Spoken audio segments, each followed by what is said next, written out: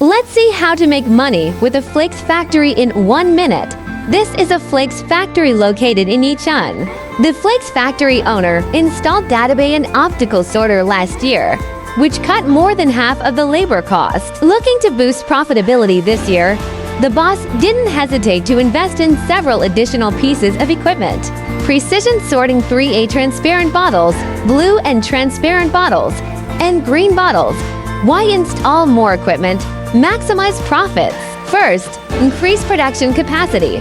For example, this flakes factory can now produce 140 tons per day. Second, control labor costs.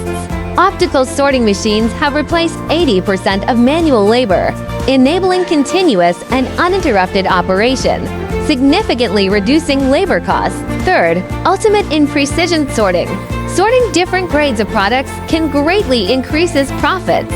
Whether you are new to this industry or want to upgrade facilities, look, you must choose DataBeyond AI-based optical sorter. Better goods, better price. Follow me.